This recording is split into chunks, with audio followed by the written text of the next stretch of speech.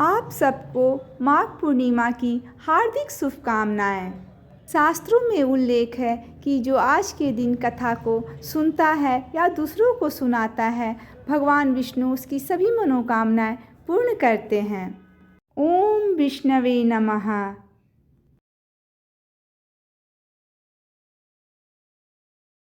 प्रेम से बोलिए श्री सत्यनारायण भगवान की जय। अथ सत्यनारायण व्रत कथा प्रथमा अध्याय। एक समय प्राणियों के हित चाहने वाले समस्त मुनियों ने परम रमणीक नैमिषारण्य क्षेत्र में मन को प्रसन्न करने वाली सभा की। उसी समय अति तेजस्वी व्यास जी के शिष्य सूत जी शिष्यगणों के सहित हरि नाम स्मरण करते हुए वहां आए।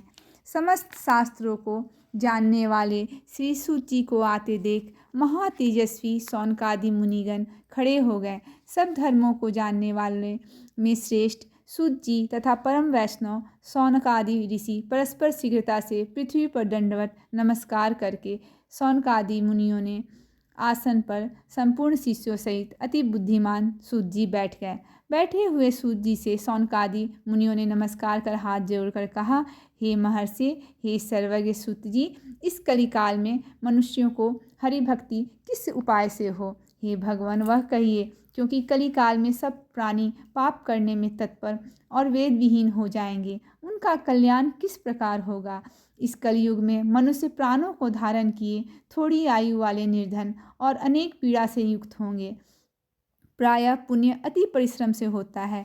इससे कलयुग में कोई मनुष्य पुण्य न करेगा और पुण्य के नष्ट होने से सब पापों में प्रवृत्त हो जाएंगे। तब तुच्छ ज्ञान वाले मनुष्य अपने सब वंश सहित नष्ट हो जाएंगे। हे सूत जी, किस तरह अल्प परिश्रम से थोड़े धन और कुछ ही समय में पुण्य प्राप्त हो, ऐसा कोई आप उपाय कर वर्णन कीजिए। जिसके उपदेश से मनुष्य पाप करता है वह उसका भागी होता है। पुण्य का उपदेश करने वाला दयावान, कपट रहित, निष्पाप और निर्विरोधी, यह चार तरह के मनुष्य नारायण के समान है। संसार में ज्ञानी होकर जो दूसरों को ज्ञान नहीं देता, उस पर ज्ञान रूपी परमेश्वर प्रसन्न नहीं होते हैं। जो पुरुष रत्न रूपी ज्ञान से दूसरों को संतोष देते हैं, उन्हें मनुष्य रूप धारण किए नारायण ही जाने। हे महामते, ऐसा कौन सा व्रत है जिसके करने से मनोवांछित फल प्राप्त हो? वह हम लोगों को सुनने की इच्छा है। हे मुनिश्रेष्ठ, आप वेद वेदांत के ज्ञाता हैं। आप जैसा दूसरा कोई वक्ता नहीं दिखता, क्योंकि श्री वेद व्यास जी के आप शिष्य हैं। सूत जी बोले, हे युधिष्ठिर, तुम धन्य हो, तुम ही वैष्णवों में अग्रगण्य हो, कारण कि सब प्राणियों का तुम सदैव हित चाहते हो। हे सौनक, सुनो, मैं आपसे उस उत्तम व्रत को कहूँगा जिस व्रत को नारद जी ने लक्ष्मीपति भगवान से पूछा था और जिस प्रकार भगवान ने नारद जी से कहा। अतः द्वितीय अध्याय।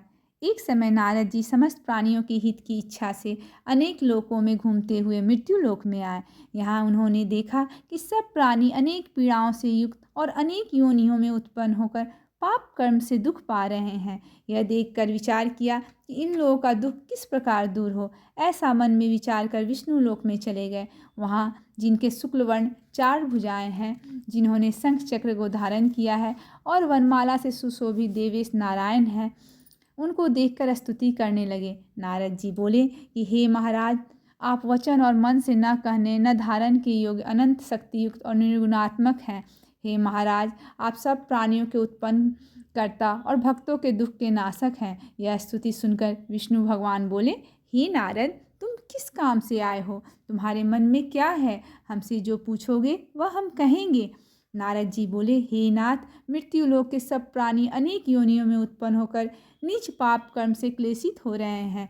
हे महाराज, जिस छोटे से उपाय से उनका क्लेश दूर हो वह उपाय मैं सुनना चाहता हूँ। भगवान बोले, समस्त जनों पर कृपा कर तुमने बहुत अच्छा प्रश्न पूछा है, जिसके करने से मनुष्य मोह से छूट जाए। मैं ऐसा उपाय कहता हूँ, सुनो। हे नारद, जो व्रत तीनों लोकों में अति दुर्लभ है वह आज आपके कहने से प्रकाशित कर रहा हूँ। वह सत्यनारायण का व्रत है, जिसको विधि पूर्वक करने से इस लोक में क्या परलोक में भी मोक्ष मिलता है। यह सुनकर नारद जी बोले, इस व्रत का क्या फल है और पूर्व में किसने किया था? किस समय यह व्रत करना चाहिए? आप विस्तार पूर्वक कहिए। भगवान ने कहा कि इसको करने से दुख शोक आदि नाश धन धान की वृद्धि और संतति की प्राप्ति तथा सर्वत्र विजय की प्राप्ति होती है। इस व्रत में मनुष्य भक्ति श्रद्धा युक्त किसी भी दिन सायंकाल में सत्यनारायण की पूजा करे और भाई बंधु तथा ब्राह्मणों के साथ धर्मयुक्त सवा सेर उत्तम नैवेद्य भोग लगावे, केले का फल, घी, दूध और गेहूं का चूर्ण लावे। गेहूं का चूर्ण न हो तो चावल का चूर्ण, खांड अथवा गुड़ मिलावे। सवा पाव अथवा सवा सेर के हिसाब से मिलाकर भक्ति से सत्यनारायण को नैवेद्य लगावें। बांधवों के साथ कथा सुनकर ब्राह्मणों को दक्षिणा दें। श्री सत्यनारायण के प्रसाद को अपने भाई बंधुओं के साथ खाकर रात्रि में नित्य गीतादि करें। तदंतर सब श्रोतागण सत्यनारायण का स्मरण करते हुए अपने अपने घर जाएं। इस प्रकार व्रत करने से मनोवांछित फल मिलता है। विशेषकर इस कलिकाल में पृथ्वी पर इससे बढ़कर दूसरा कोई उपाय नहीं है। हे नारद, जिन्होंने इस व्रत को पहले किया वह कथा सुनो। काशीपुरी में निर्धन सतानंद नामक एक ब्राह्मण क्षुधा पिपासा से दुखित नित्य पृथ्वी पर भिक्षा मांगते हुए घूमता था। ब्राह्मण प्रेमी भगवान नारायण ने दुखित ब्राह्मण को देखकर बूढ़े ब्राह्मण का रूप धारण कर अति आदर से पूछा, हे विप्र, किस कारण पृथ्वी पर आप नित्य घुमा करते हैं? यह हमारी सुनने की इच्छा है। यदि आपकी इच्छा हो तो कहिए। ब्राह्मण बोला, मैं अत्यंत दरिद्र हूँ, भिक्षा के लिए पृथ्वी पर भ्रमण करता हूँ। यदि आप कुछ जानते हो तो कृपा कर पूर्ण रूप से कहिए। वृद्ध ब्राह्मण बोले, हे द्विज श्रेष्ठ, मनोरथ को सिद्ध करने वाला उत्तमोत्तम श्री सत्यनारायण का व्रत करो, जिसके करने से मनुष्य सब दुखों से छूट जाते हैं। वृद्ध ब्राह्मण रूपी श्री सत्यनारायण देव ने व्रत का विधान ब्राह्मण को बताकर आप अंतर्ध्यान हो गए। तदनंतर ब्राह्मण सतानंद ने मन में निश्चय किया कि मैं कल ही श्री सत्यनारायण का व्रत करूँगा। इसी चिंता में ब्राह्मण को रात भर नींद न आई। सुबह उठकर उसने यह निश्चय किया कि मैं श्री सत्यनारायण का व्रत अवश्य करूँगा। यह संकल्प कर भिक्षा मांगने को गया तो उस दिन उसको सब दिनों से अधिक द्रव्य मिला। द्रव्य से उसने अपने भाइयों के साथ श्री सत्यनारायण का व्रत किया। उसके प्रभाव से दुखों से छूटकर सर्व संपत्ति से युक्त हो गया। व्रत के प्रभाव से सतानंद नगर भर में श्रेष्ठ माना जाने लगा। तभी से वह ब्राह्मण हर महीने व्रत करने लगा। भगवान ने कहा, सतानंद द्वारा किया हुआ श्री सत्यनारायण का यह पूजन है। इसको जानकर जो मनुष्य व्रत करता है वह सब पापों से छूटकर मोक्ष को पा जाता है। जिस प्रकार पृथ्वी में इस व्रत को मनुष्य करेंगे उनका दुख अवश्य नष्ट हो जाएगा। अतः तृतीय अध्याय। सूत जी बोले, हे सौनक, विष्णु भगवान ने जिस तरह कहा था वह तुमसे मैंने कहा, और दूसरी बात जो हो वह पूछो। सौनक जी बोले, हे सूत जी, उस ब्राह्मण के बाद इस व्रत को किसने किया वह सुनने की इच्छा है।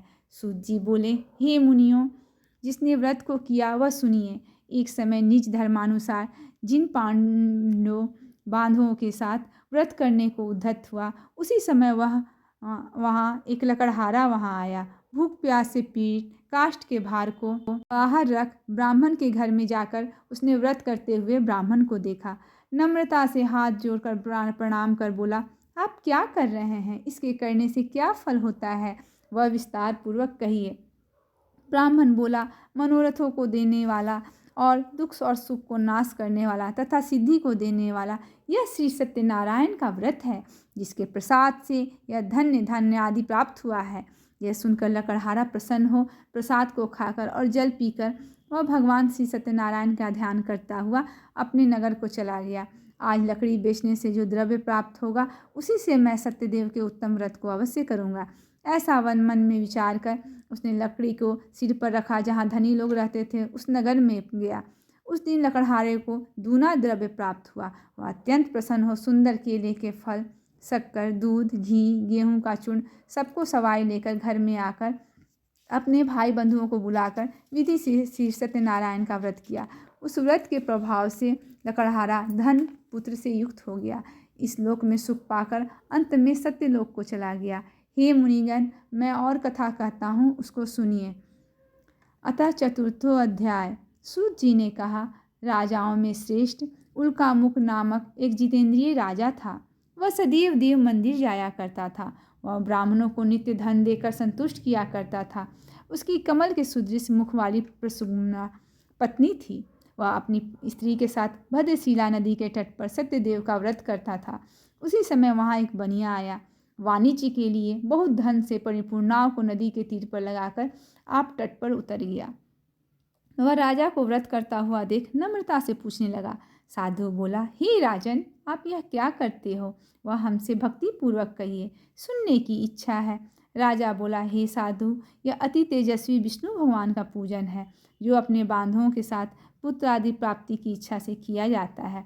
तब बनिया नमस्कार कर बोला, हे राजन, इस व्रत को मुझसे कहिए, यह मैं भी करूँगा, कारण कि मेरी भी संतान नहीं है, इस व्रत से अवश्य होगी। वह व्रत की विधि जानकर अपने घर में जा आकर उसने अपनी स्त्री से यह संतानप्रद व्रत कहा और यह संकल्प किया, जब मेरे घर संतान होगी तब मैं अवश्य सत्यनारायण का व्रत करूँगा। थोड़े ही समय उसकी स्त्री लीलावती आनंद चित्त से गर्भवती हो गए। उसने 10वें मास में अति निर्मल एक कन्या को उत्पन्न किया। जैसे शुक्ल पक्ष में चंद्रमा की ज्योति बढ़ती है, उसी तरह प्रतिदिन कन्या वृद्धि को प्राप्त हुई। अपनी स्त्री के साथ बनिया ने कन्या का जात कर कलावती नाम रखा। एक दिन लीलावती अपने स्वामी से मधुर वचन बोली कि पहले का संकल्पित व्रत जो आपने किया था वो क्यों नहीं करते हैं? साधु बोला, हे प्रिय, इसके विवाह के समय मैं इस व्रत को अवश्य करूँगा। इस प्रकार स्त्री को समझाकर वह बाहर चला गया। इधर कलावती पिता के घरे नित्य बढ़ने लगी। एक दिन धर्मज्ञ साधु बनिया ने सखियों के साथ खेलती हुई लड़की को विवाह के योग्य देख दूतों को बुलाकर कहा, विवाह के निमित्त कन्या के लिए योग्य वर खोज कर ले आओ। साधु की आज्ञा पाकर दूत कांचन नगर में गए। उस नगर में एक वाणिक पुत्र को लेकर साधु के पास आए। उसने सुंदर गुणयुक्त लड़के को देखा, जाति भाइयों के साथ प्रसन्नचित हो विधान पूर्वक अपनी कन्या का उस वाणिक पुत्र के साथ विवाह कर दिया। अभाग्यवश विवाह के समय भी इस व्रत को साधु भूल गया। तब सत्यनारायण देव क्रोधित हो गए।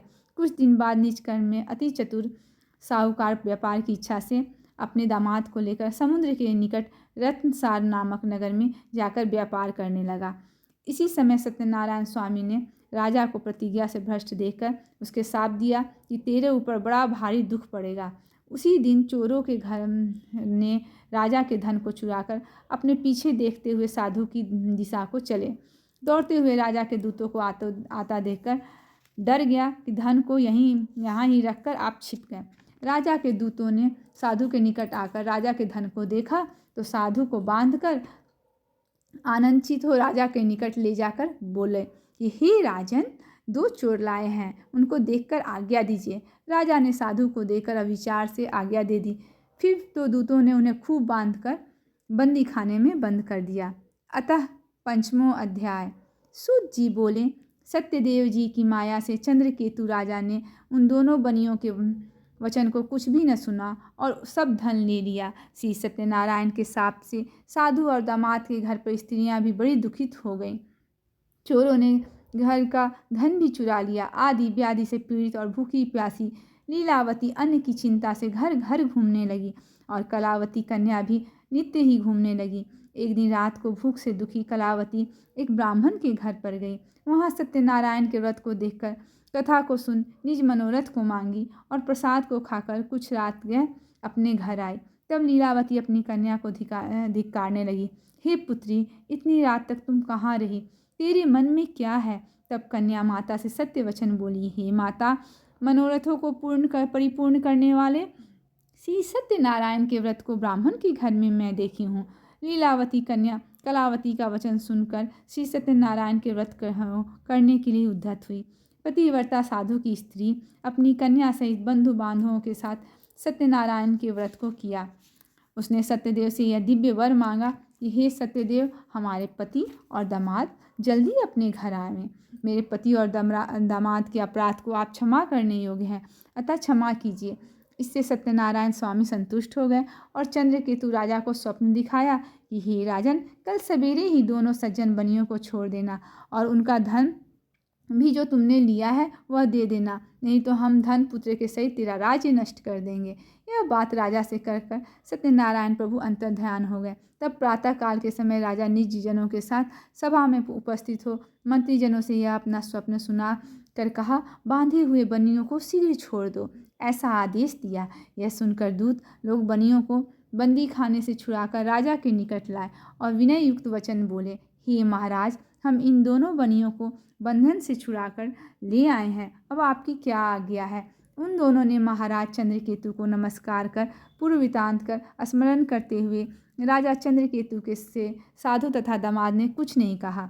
वानिक पुत्रों को देखकर राजा आदर से बोले, अभाग्यवश तुमको बड़ा दुख मिला है, तुम लोग भय न करना। इस प्रकार राजा से कहकर उन दोनों के हाथ पैर की हथकड़ी बेड़ी कटवाकर क्षौर कर्म करवाया। फिर वस्त्र और आभूषण देकर कहा कि अब आप अपने घर जाइए। दोनों बनियों ने राजा को नमस्कार किया और भगवान की कृपा से घर जाते हैं।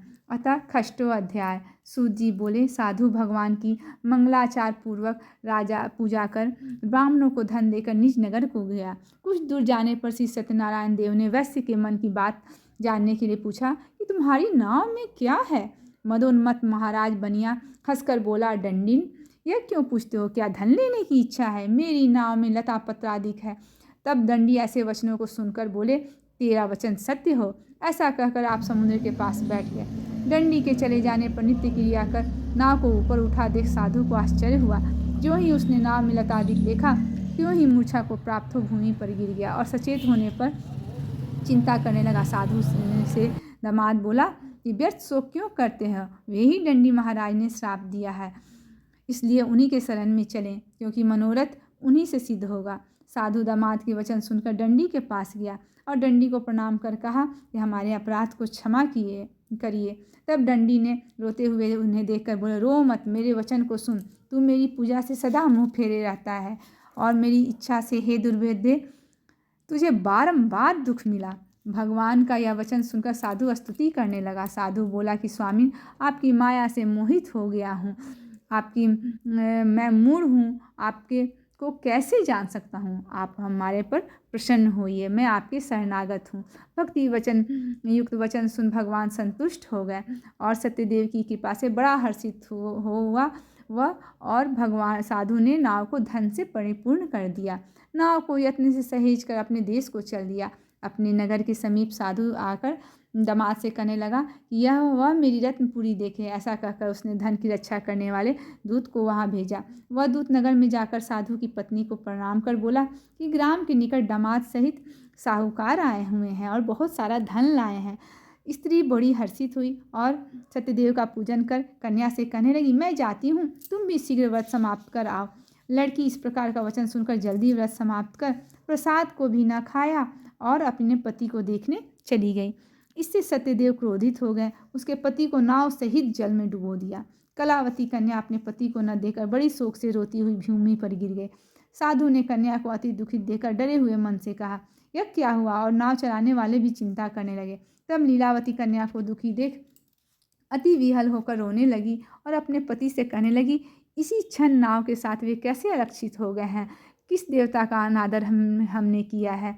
श्री सत्यदेव के महात्म्य को कौन जान सकता है। वह कहकर जनों के साथ विलाप करने लगी। कन्या को गोद में लेकर रोने लगी और कलावती भी स्वामी को न देखने से अति दुखित हो पति की पादुका लेकर सती होने की इच्छा करने लगी।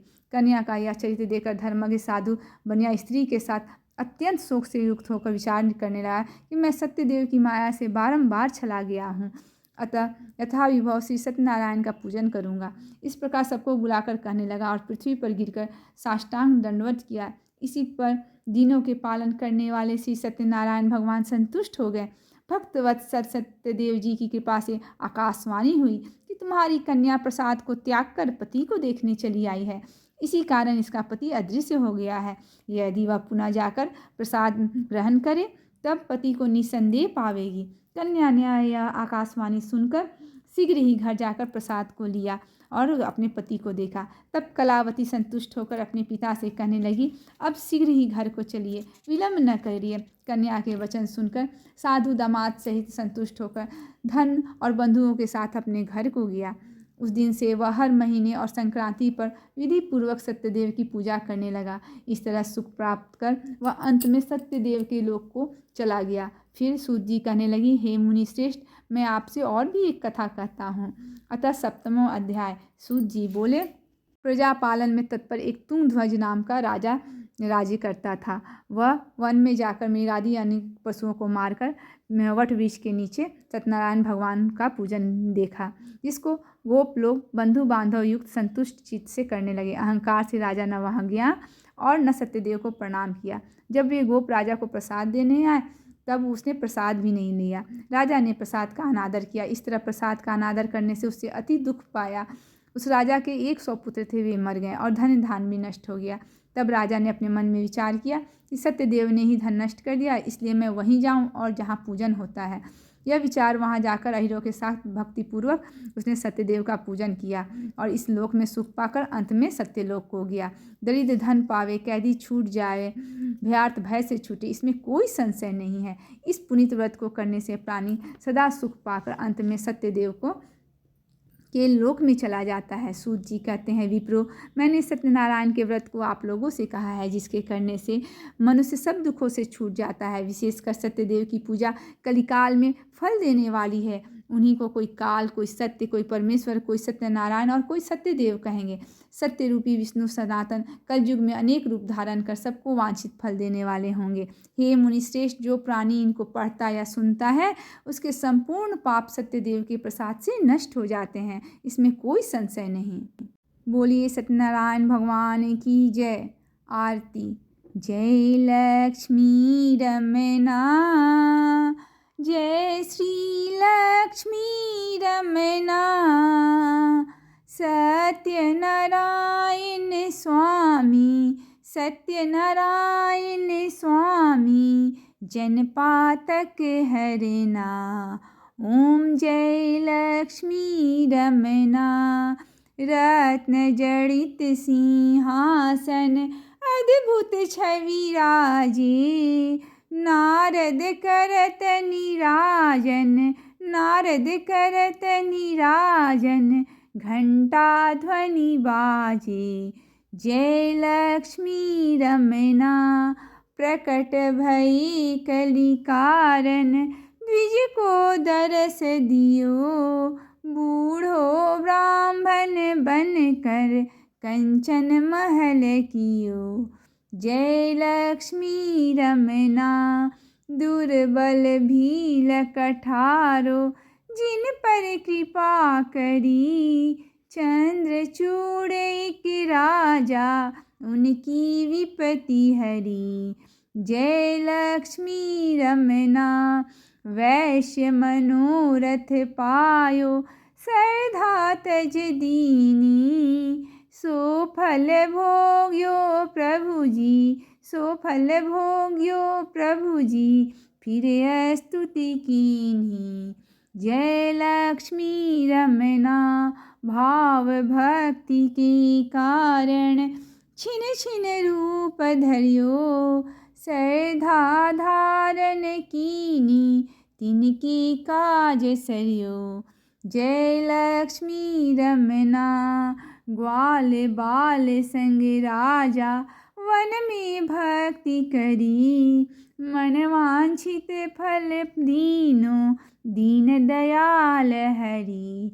ओम जय लक्ष्मी रमना, चढ़त प्रसाद सवाया, कदली फल मेवा, धूप दीप तुलसी से, राजी सतदेवा।